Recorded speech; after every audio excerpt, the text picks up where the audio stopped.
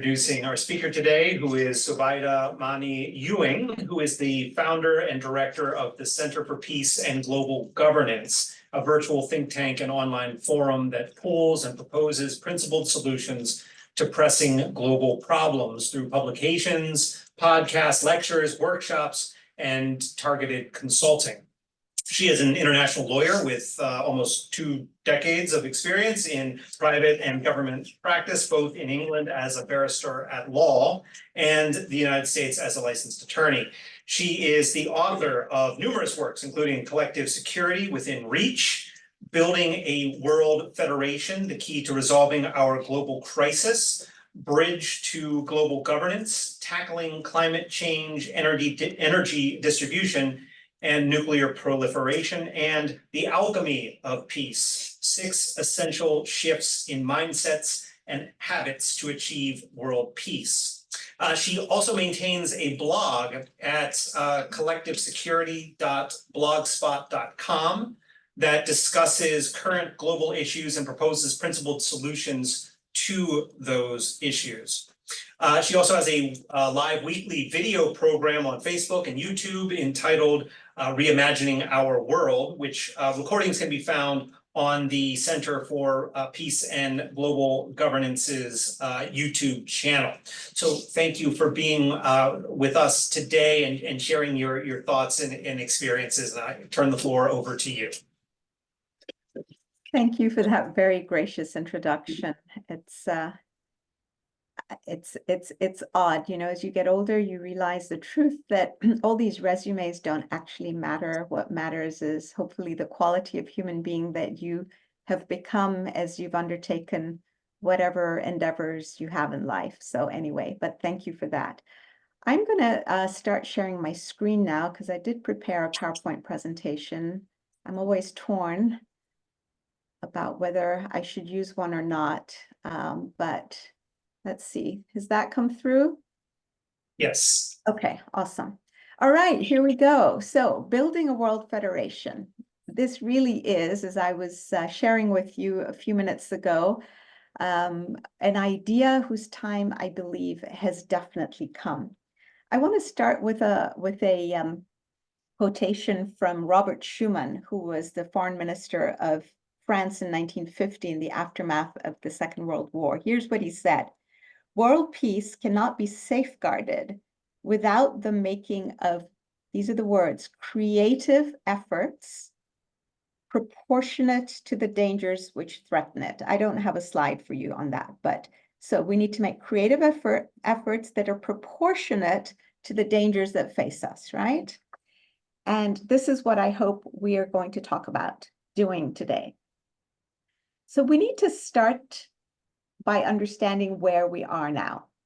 Let's be clear-eyed about the realities we face. So we know that our world is beset by a series of cascading global crises. It feels like we're being buffeted about as though we were in a storm. It's causing many of us to feel hopeless, helpless, and unfortunately even paralyzed. Now, many of our most intractable challenges are global in nature. Like we discussed, climate change is a big one. The threat of nuclear war, which is at the highest it's been since the 1960s with the Cuban Missile Crisis. That's what all the experts tell us. And we can see that as we read the news, gross violations of human rights and wars. And a bunch of these are existential crises. Now, what is clear is, and this is something I want us to really focus on, will be at the core of our talk today, that global challenges demand global solutions. So collective challenges demand collective solutions. And yet the world lacks the kind of global collective decision-making and enforcement institutions for solving these global challenges.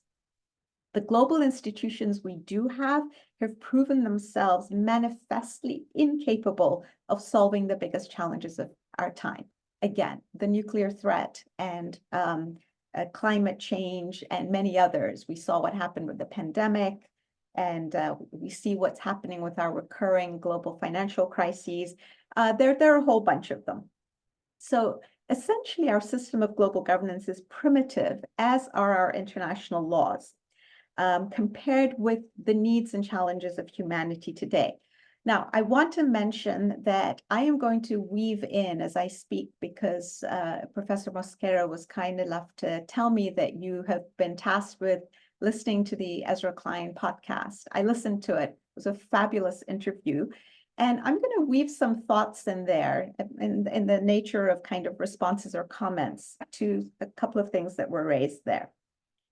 One of the things I'm going to highlight from the start was a statement made by the person who was interviewing, Ashbali, who said right at the beginning that she thought that the law as written on paper meets the needs of our time, and it's just the implementation that's problematic because it's driven by politics. I have to say I disagree. I think our law leaves a lot to be desired. And I'm going to give you some examples as we go through, and then you can make up your own minds about what you think. All right. So where we are now, we've talked about. The question then in life is always to think about, where do we want to end up? So I know where I am. I know where our society is. Where do we want to be? Because that's going to determine the trajectory, the course that we take. Where do we want to end up? Who do we want to be as human beings? And therefore, then what do we need to change? So I'm just going to give a very short answer. This is my own answer to this question. I think that we should be in the business of building an ever-advancing civilization, a civilization on all fronts. So not just a material civilization, but a moral, intellectual, spiritual, artistic one. A world, we want to move toward a world that is rid of war, that is peaceful and secure, that creates the environment in which you and I and all of us can actualize our potential, and that is grounded in, coming back to something we were having an informal chat about earlier, grounded in the recognition of the oneness of humanity and grounded in the principles of equity and justice. It's only then that you can create the kind of environment that we all yearn for, one in which we can actualize our potential. So what do we need to do, right? All right, this is where the fun stuff begins. So we start with a shift of attitude, an attitudinal shift. Look, our institutions and laws and policies are fundamentally there to serve the well-being of us, of human society, and our well-being and our happiness. If they are now failing to do so, we should have no compunction about relegating them to the heap of obsolescence.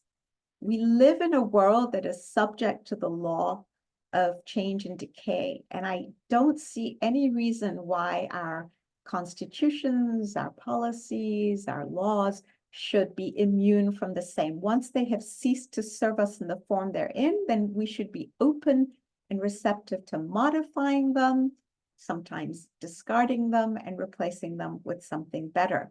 So we need to create this kind of shift in attitude in order to be receptive to new ideas that may redound to our well-being and happiness. Now, the second thing that we need to do is we need to don some new lenses through which we understand what's going on in our world, because the way we're interpreting what's happening right now is not serving us. And I want to propose a few ways that we need to change how we think about things before we can change how we behave, because thought usually is the first step. The thought then galvanizes and motivates, creates the requisite positive emotion that then leads to action. So we start with the idea that history is really the story of humanity's journey from infancy to maturity and is marked by ever-widening circles of integration. So if we go back, we see that we started by owing our primary loyalties to our families and our tribes, then city-states and nations, and then we got stuck.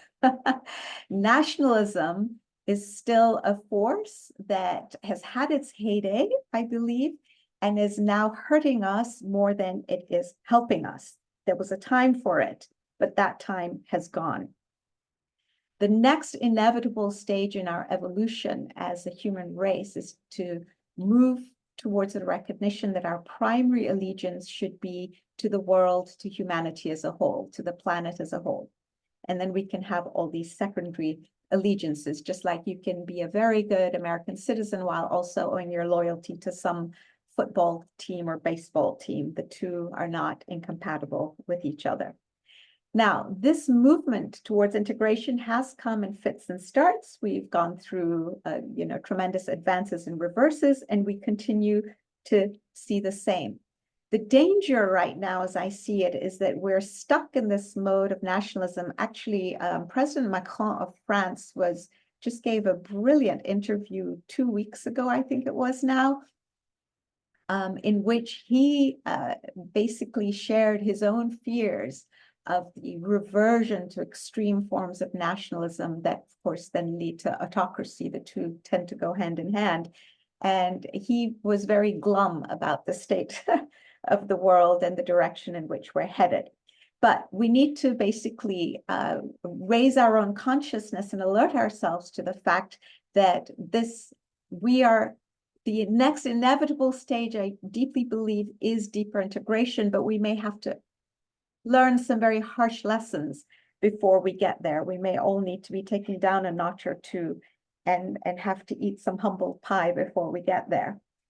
Now, the second lens that I think it would help us to understand is that if we continue with this theme that humanity is going through different developmental stages as it grows towards maturity, is that where we are now is humanity in a phase of turbulent adolescence. Honestly, it explains a lot of the bad behavior that's going on, but more importantly, it makes us hopeful. Because just as the parents do not throw the teenagers out of the house when they're misbehaving because they have perspective and they recognize this is a phase, so too, this perspective allows us to be compassionate with ourselves, have an understanding of what's going on, but most importantly, not get paralyzed.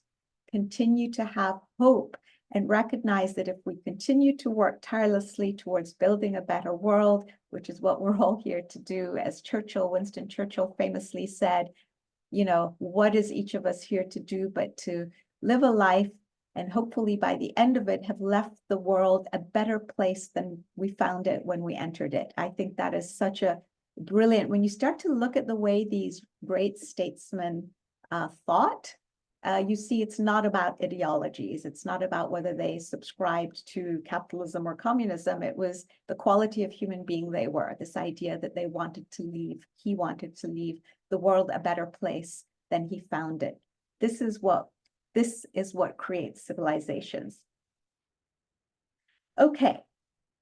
Sorry.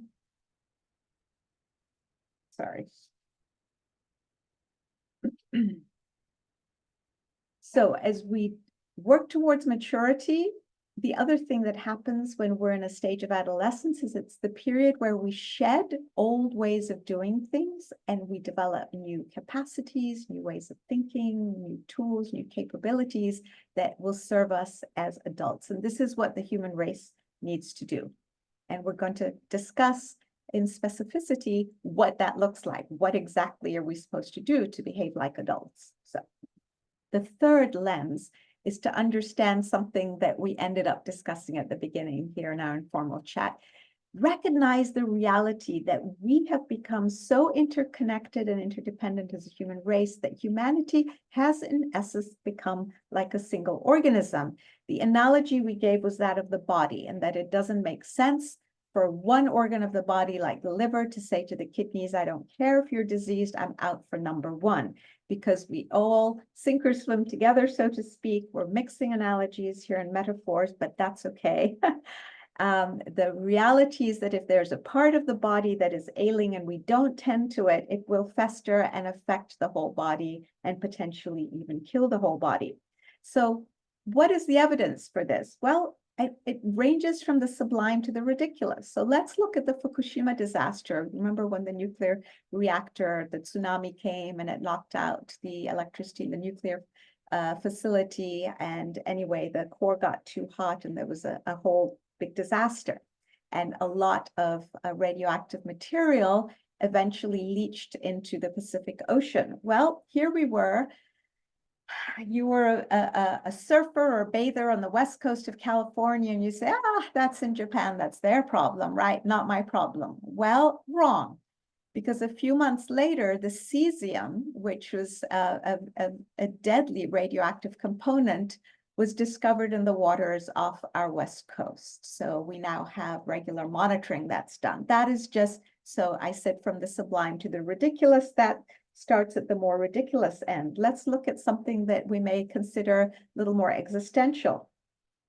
When the war started in Ukraine, within a week, the price of bread went up in all 50 countries of Africa. Why? Because it turns out that Ukraine is a breadbasket of the world. 33% of our wheat is produced there. So not enough access to wheat, cost of bread goes up. Well, why do we care about that? Because that kind of, when cost of fuel and cost of bread goes up, those are the two biggest determinants of conflict and instability of countries. So The Economist actually came up with, the magazine came up with a list of countries that they predict in the next 2 or 3 years will be unstable, either failing, unstable, or in conflict because of this. So the war in Ukraine, even though we said, it's a regional war, it's their problem, let's let them deal with it, immediately spawned several global crises, a global food crisis, a global energy crisis that you're all aware of. For the first time, the threat of nuclear war went up tremendously, and we are now starting to talk about, far more than I would like to see, I think any of us would like to see, the threat of a potential third world war, right? So, and then we had, of course, inflation was the other big thing, right? Runaway inflation everywhere in the world, triggered by, especially in the aftermath of COVID plus Ukraine war, led to all these crises. So if we thought that we could sit aside and say, it's their problem, it's that part of the world, it's none of our business, then we have something else coming. The last example I'm going to give, because I find this one very compelling, even if two nations somewhere, let's say India, Pakistan, or Ukraine, Russia, were to have a very limited nuclear war, so limited in duration, let's say half a day, and not involving a lot of nuclear weapons, it would be catastrophic for the rest of the world, not just because of the mushroom clouds and radioactivity, not just because of the loss of life and property, but it would lead to a global winter that would result in 2 billion people starving. So we have what, 8 billion in the world now? That's a quarter of the world's population. So we've gotten to the point where the way we're doing business in the world just doesn't work anymore, and the stakes are just getting way too high. And so we have to sit up and pay attention, and we have to radically change the way we do things. Now, there is a law that I talk of. We talked about kind of what are some global ethics. I want to introduce one of them right here, and then we'll come to the whole notion of what we mean by a system of shared global ethics. But one principle or ethic, or whatever you want to call it, that I think is absolutely foundational, that we need to understand, that is tied to understanding that we have become like a single organism, is what I call the law of oneness. It is akin to the law of gravity. Just as gravity operates on us in the physical realm, whether we like it or not, so too the law of oneness operates on us, i.e. the fact that we as individuals are one and that nations are one. Failure to take this law into account in building institutions, social, economic, political, religious, whatever, will cause those institutions to fail.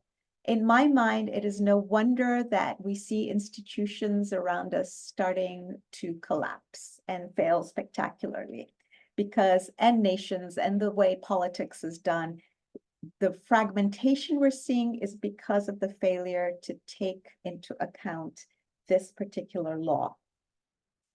And so I offer it to you because as we start to build new mechanisms and new systems that are fit for purpose for the 21st century, we need to weave into them at the core or in their very fabric, this principle of the oneness of humanity.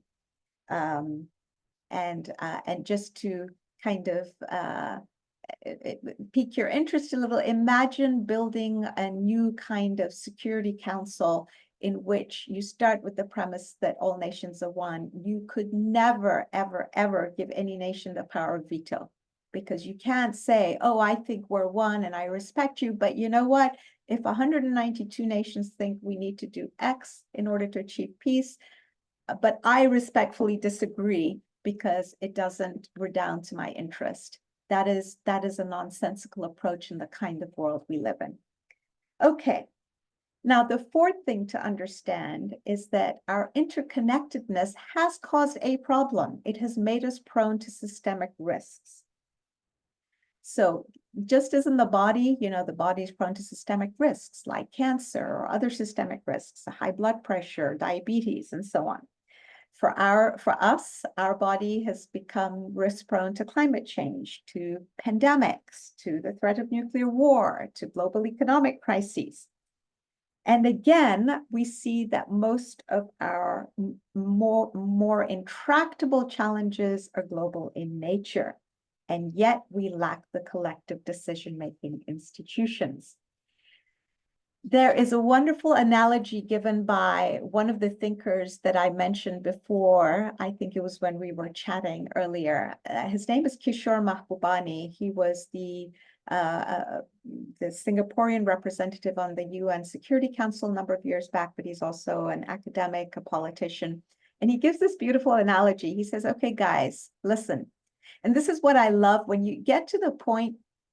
My advice to you as students is simplify everything. We tend to think that if we just complicate things and add accrete ideas and big words, that somehow it makes it more important. It does quite the opposite. It fudges things and it makes things more fuzzy.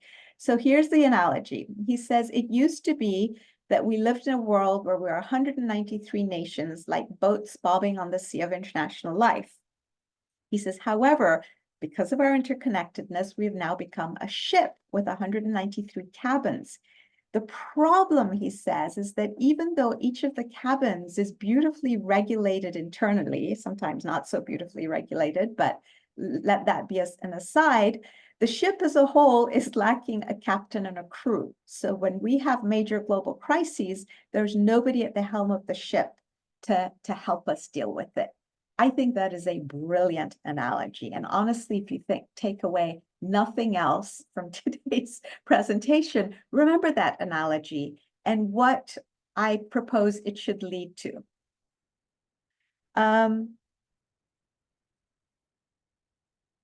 Okay. So what are we going to do about having donned these new lenses? So now we have a different understanding of what's going on in our world, why it's going on. We've reinterpreted it in order to kind of motivate us, say, okay, we're now ready. We have hope. We're going to do something. What is that thing to do? So the thing we lack, according to Kishore Mahbubani, and according to what I think as well, is that we lack collective decision-making and enforcement institutions for what? For the common management of common problems.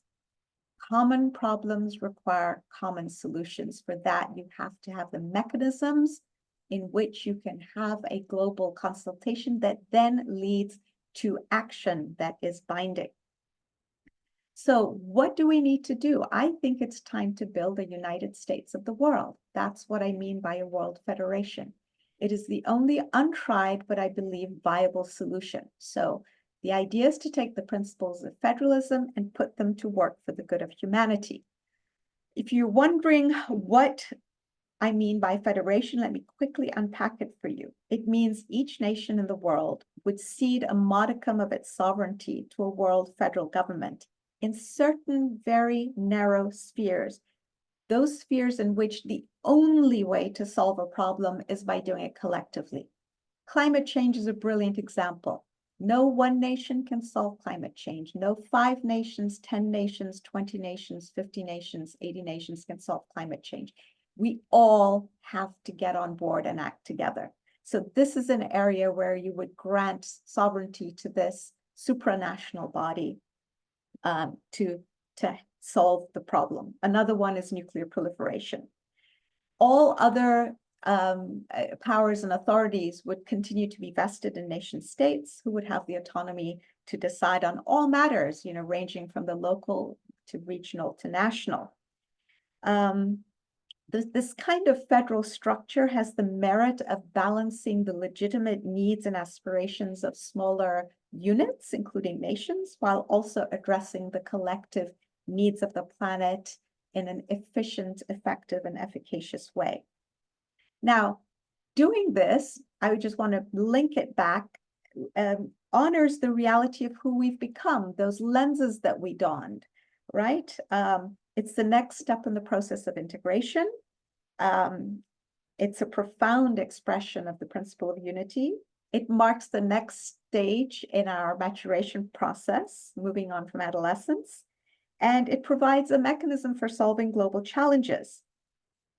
There are three factors that we need to ensure, and those are that we continue to have unity in diversity. So maintaining diversity, that's one of the beauties of a federation, is that each nation continues to have its customs, its languages, its rituals, its garb, and so on. We also can engage in a sane and intelligent patriotism as opposed to a rabid nationalism, which means my country at the expense of others if necessary, as opposed to I want to move forward with lifting up my country by, creating new scientific inventions and advancing us in the areas of art and culture and music and so on. And it avoids, a federation avoids the evils of excessive centralization.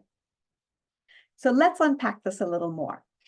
I want to start by saying, because I always get this question, so I'm going to get ahead of it, is that the United Nations, isn't the United Nations basically what you're talking about? And the idea is absolutely not. The United Nations was never intended to function as a world federation or a system of global government along the lines that I'm suggesting. And I'm now going to unpack it for you. And as I do so, I'm also going to make links to the Ezra Klein podcast. So a world parliament is the first component of a world federation. It would be what it sounds like, a global legislature that is directly elected. So this is one of the key features, direct election by people of each country in direct proportion to the size of the population. So therefore, the members would be truly representative. So just like we elect members to our local councils or, our state legislatures, but we also elect our national legislatures. Now we would just add another layer, an international legislature. The other thing that is key that this parliament has is the authority to pass binding laws in the international arena. Binding laws in those narrow areas where it has authority, like climate change. Listen, the system we have now is childish. This idea of the Paris Agreement that nations would voluntarily pledge to reduce their emissions of fossil fuels. So first of all, even if we take all the voluntary pledges, even if all the nations were to actually satisfy their pledges, we would still not be keeping global warming to below 1.5 degrees centigrade above the pre-industrial levels.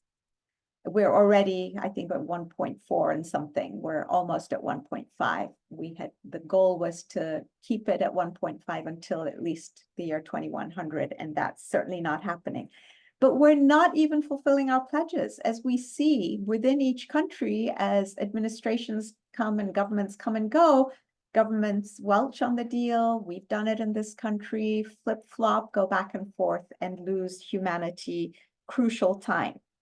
We've got to get past this childish state. We have to have laws that say, for each country, we all have to ratchet down the amount of fossil fuel we're using with a goal in end so that we all phase it out collectively in a fair manner by a certain end date. This World Parliament would be able also to pass regulations, global financial regulations, to prevent us from having these global financial crises that disrupt and wreak such havoc in our world. They would be able to pass rules on nuclear proliferation and arms production that are also causing our world to be torn to shreds. And very importantly, they would have the ability, the Parliament would have the ability, would be the trustee of critical natural resources and would be able to ensure that these critical resources are equitably distributed amongst all the nations of the world.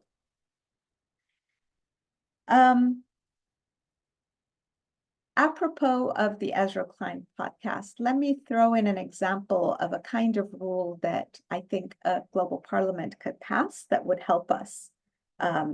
We need to have unified rules for the recognition of new states versus this piecemeal approach. I was just looking at how many nations now recognize the state of Israel versus how many recognize a state of Palestine. So out of 193 countries, we now have 165 recognize Israel, and as of a few days ago, 143 Palestine. This causes such turbulence in the world, just this one notion. You know, we need to have clear rules and we need to have a body at some point that says, okay, we now recognize X as a state and everybody gets on board, it's binding, and we stop having these arguments. Now, there's a lot more to it, and I'll get to that in a second, but this was just to throw in one idea for sort of a law that a global parliament could pass. Now, the UN General Assembly, a parliament is not. It was never intended to be. It is an example of the fact that a law on paper does not meet the needs of our time. This is why the UNGA passes endless resolutions that have no effect. It was a question that Ezra Klein put directly to the interviewee. The reason for this is that General Assembly resolutions do not have the force of law. They were not intended to have a force of law except in organizational matters. But in the operational realm of peace and security, they were never intended to be binding. In this sphere, their resolutions act as recommendations. We recommend to the international community that you do X. That is why they're regularly discarded, because they're recommendations that many people, many nations don't pay attention to, especially when it doesn't suit them.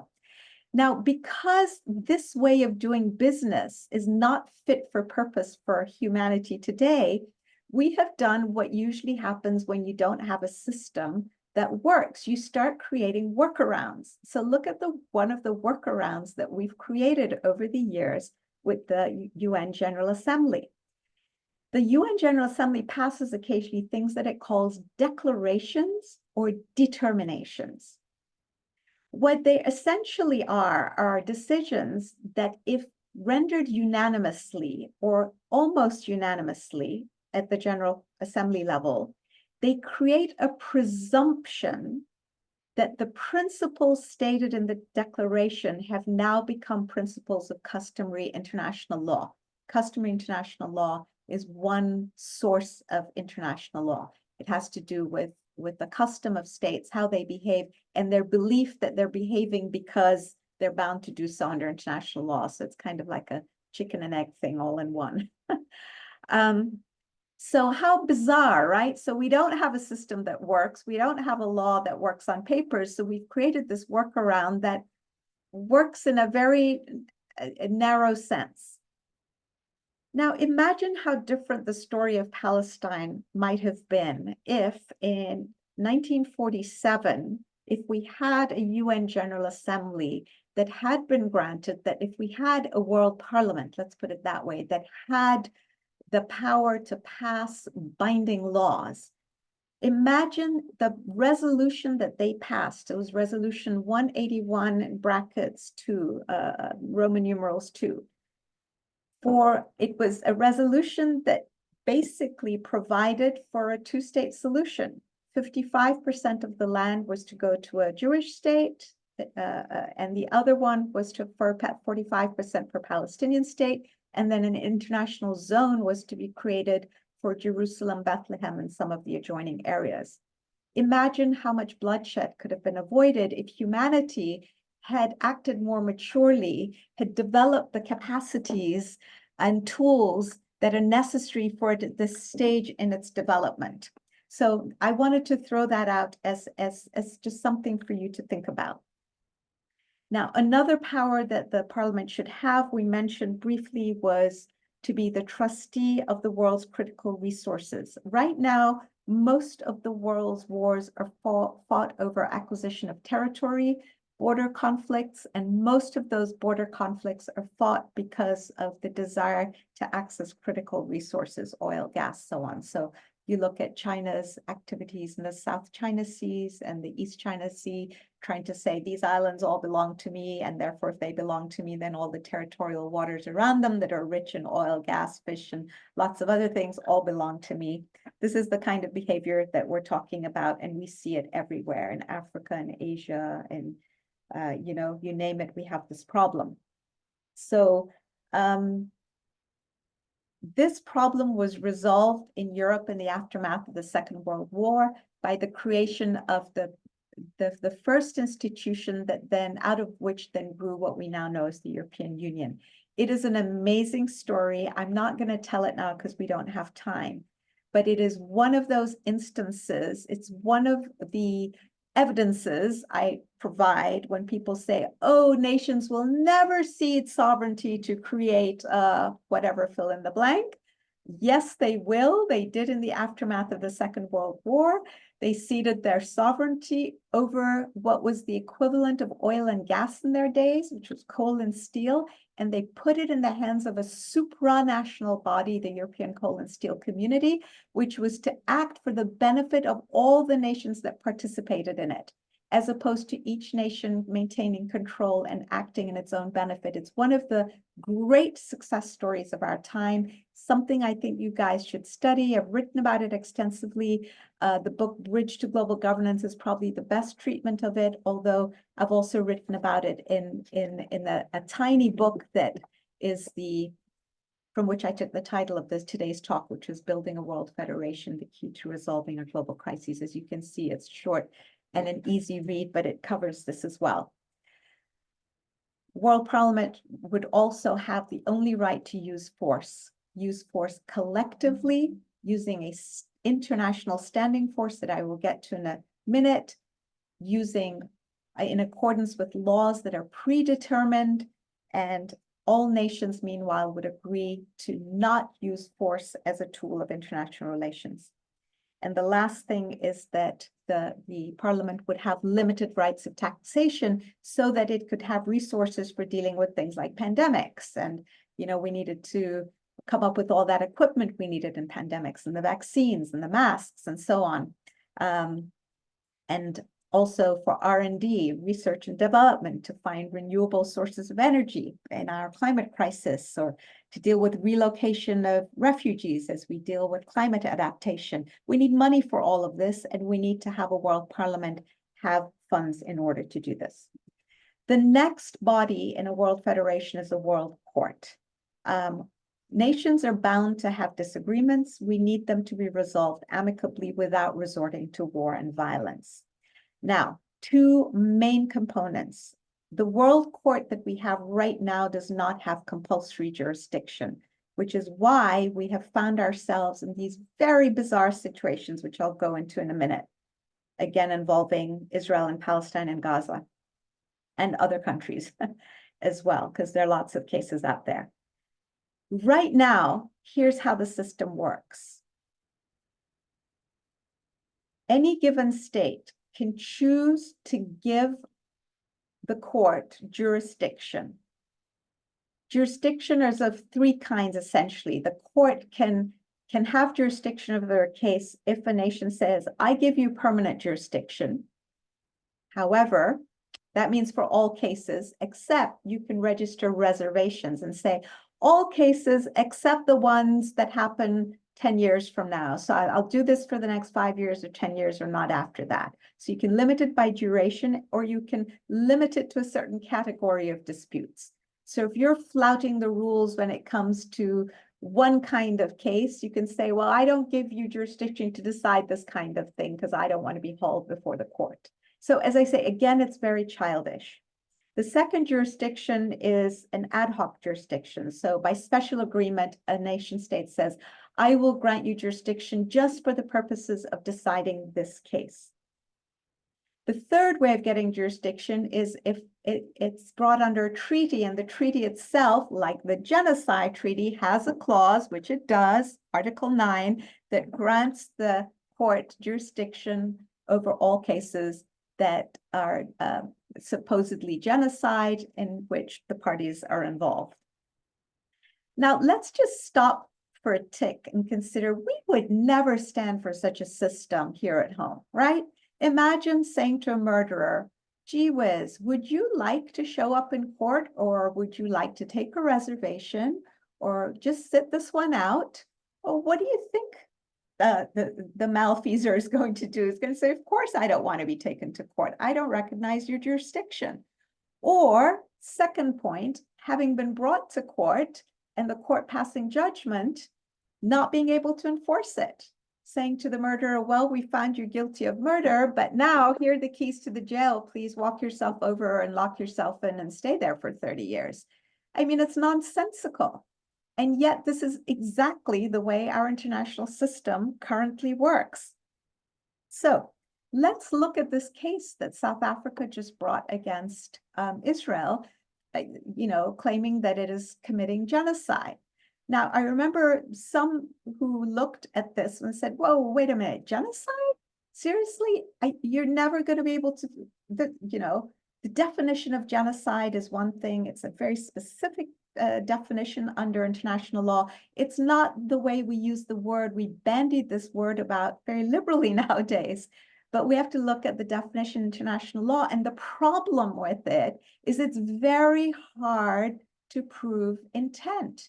It's like in our domestic systems, to prove fraud is very difficult in a court of law. I can tell you this as a former litigator, because you have to show intent. And finding evidence of intent at the level required is going to be very difficult. So do you know why this case was brought under the Genocide Convention? Because they were not able to bring the kind of case they should have been able to bring, which was for war crimes under the Geneva Conventions. So it is far easier to see that the Geneva Conventions have been flouted, that war crimes have been committed, and we should have had a global system where we could have brought a certain country, or that we should be able to do this for many countries, because many countries are engaging in war crimes right now, to bring them before the International Court of Justice and say, hey guys, stop, you can't do this, right? But we couldn't, because the Geneva Conventions do not have a clause in them that grants the Court of Justice jurisdiction. And the state involved was not going to grant the court special jurisdiction, say, oh yeah, please come prosecute me, right? And so what happens is, in these situations, and all the international humanitarian law treaties, none of them have any clauses that grant the Court of Justice jurisdiction. So what lawyers are resorting to is they shoehorn their cases into, they try to shoehorn them into either a genocide treaty or the treaty against racial discrimination or the torture convention, because they all have clauses that grant the Court of Justice jurisdiction. So this is, to me, a very good example of how the law on paper really doesn't meet the needs of the age. So I told you I disagreed with some of the stuff that came up in the Ezra Klein podcast, and that was one of them. It would have been interesting to have this conversation with the amazing interviewee that he had, whose name I have such trouble pronouncing. Ubali, I think is her last name. Anyway, she is a a phenomenal human being and just quite incredible in all the things she's done and in her intellect and eloquence. Okay. Now, another example, again, because you don't know these things until you get into it. Did you know, apropos of the genocide case, so to convey to you, by the way, I do not take sides in, I'm not here to take sides in any conflict, and I'm also completely nonpartisan. So I'm just sharing with you how the law works, because it's actually fascinating, but it's also disconcerting when you realize. And the next example is going to show you how disconcerting it is. So there have been cases. There was a case brought before the Court of Justice. Croatia brought it against Serbia because there had been genocidal activity in Serbia, right?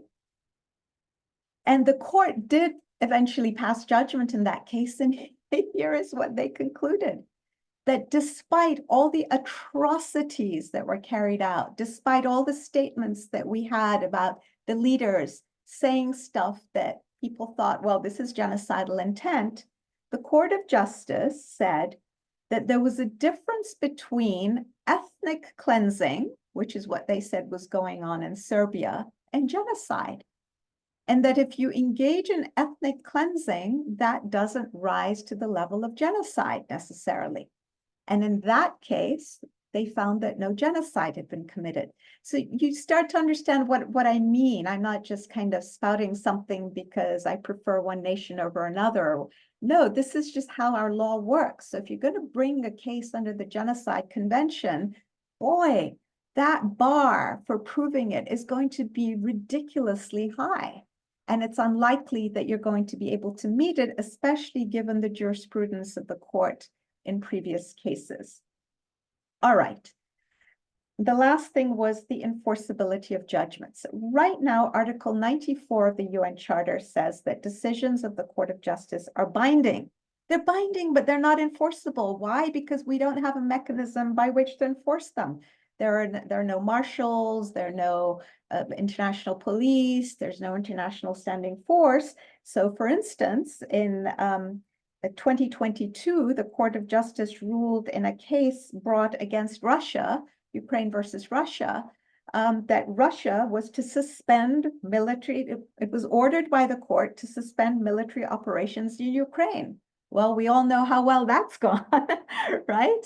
Clearly, the Russians have not abided by this judgment, and neither will any other nations until they fulfill the ends that they believe are in their self-interest to fulfill. So this is just the world we live in, because we don't have the kind of international system that we need to have. And this, by the way, is another example of how the law as it presently stands on paper does not meet the needs of our time. So again, I'm registering my disagreement with what was articulated in the podcast that you listened to.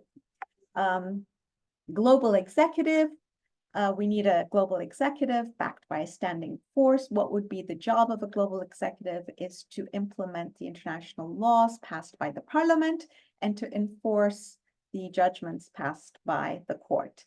So I'm just going to jump in and share something with you again. I tried to highlight certain things that most people don't know. Honestly, a lot of law students don't know these things either. So you're going to have a couple of legs up by the end of this presentation.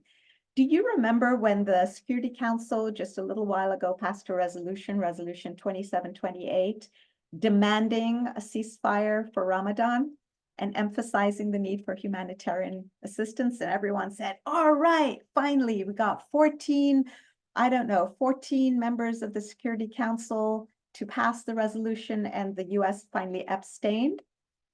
And then the US ambassador immediately said that the resolution was non-binding. And everyone said, how could it be non-binding? UN Security Council resolutions are binding.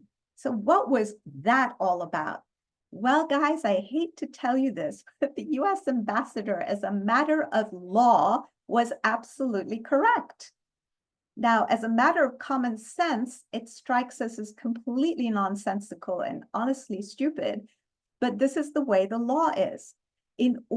So The UN Charter provides that UN Security Council resolutions are binding. It says so in Article 25. But the way the practice has developed is that it's binding if the Security Council uses the word decides in its resolution. In other words, it says the UN Security Council decides. Not enough for it to say demands. Don't ask me why. It's because the word decides is in the charter. So nation states have said, well, if you really want it to be binding, you better use the word decides. Or you invoke Chapter 7 of the charter. Although invoking Chapter 7 itself may not be enough. So there we go. There's inconsistency there. The third way you can make it binding is by invoking Article 25 of the charter.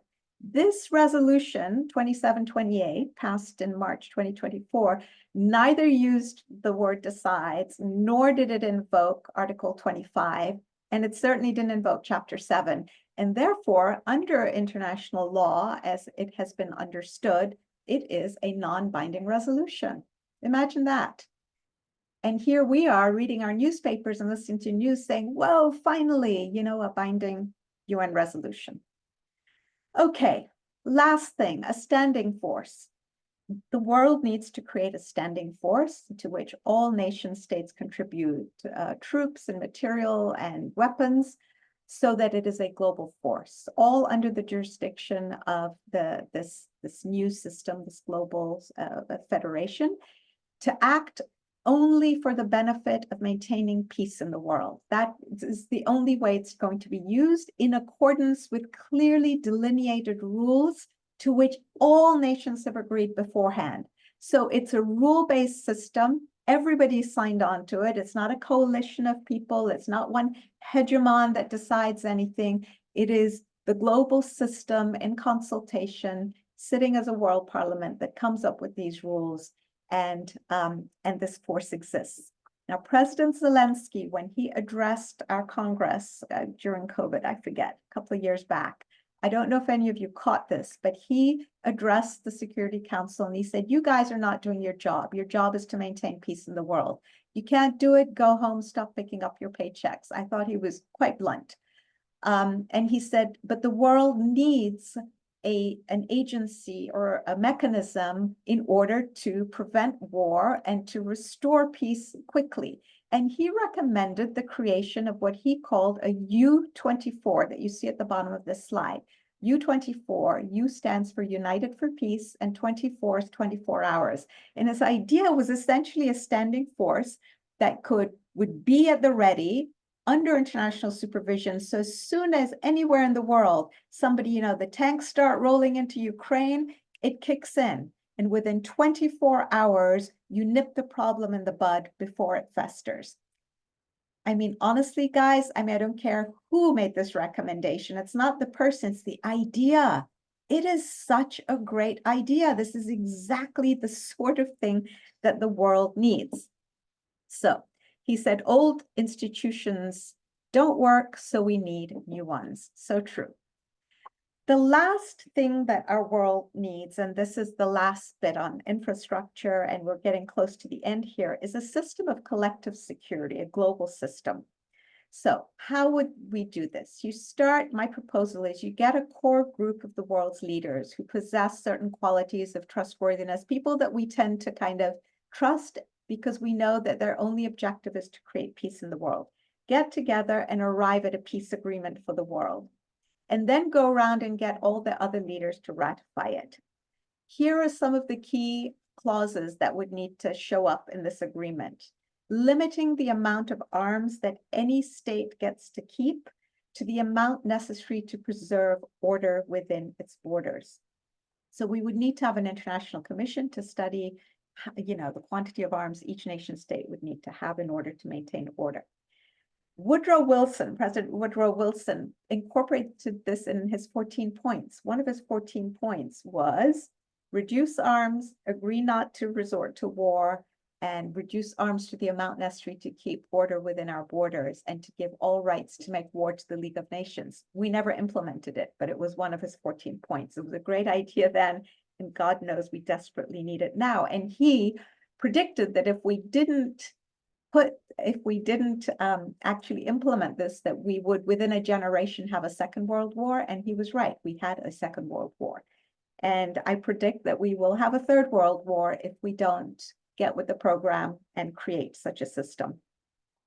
The key provision is that all the excess arms need to be then destroyed under international supervision.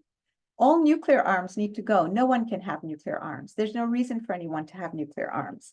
And the more nuclear arms we have, we're going exactly in the wrong direction right now. More states have civilian nuclear facilities and are building new ones, which just means that the risks of them diverting them and making nuclear weapons is increasing with every day. And we now know with the latest report of the International Atomic Energy Agency that Iran's breakout time is now down to 0. It'll take them 1 week to make a first bomb, and within a month they will have 7. This was what we had tried to forestall, but we are where we are. So maybe we can stop further things from happening. The final provision is if one nation flouts this peace agreement, all the nations agree in advance to arise against it and bring it to heel. This is a system of collective security. And what mechanism do you use? The standing force. You need to have a mechanism. Otherwise, it's just resolution after resolution, words after words, and nothing ever happens. The famous historian Arnold Toynbee predicted that we would have a world government. He said that we need it or we will self-destruct. He said we're allergic to the idea, but fortunately that allergy is only a bad habit, which we can change. He said we will change that habit as soon as we're faced with an existential threat. We will do it kicking and screaming, but he said it is going to be the only alternative to mass suicide. So I'll leave you to decide what you make of that. So this was Arnold Toynbee's prediction. Okay. Meanwhile, if we don't create this world federation, we're going to continue suffering, and we are starting to see our suffering growing exponentially. We talk a lot about lately in the news, we've been talking a lot, appropriately so, about the horrors on both sides in the Israeli-Gaza war. But what saddens me is that we're not talking as much about other similar horrors. And I'm not comparing suffering here, but the reality of paying attention to this kind of human rights atrocities that are being committed in other parts of the world. And this brings me to my final point. The second thing that we need to do in addition to building a structure is identifying a shared system of global ethics. We had a bit of a conversation about it at the start. It's time that humanity comes together, our leaders get together, identify a set of ethics, agree upon them, apply them systematically and without compromise to all global challenges. So first of all, before crafting a solution to any problem, take the system of global ethics, just like you do in mathematics. You take your first principles and then you extrapolate solutions to new problems and you create more and more complicated formulae, but you start with the basic presumptions, right? The first principles.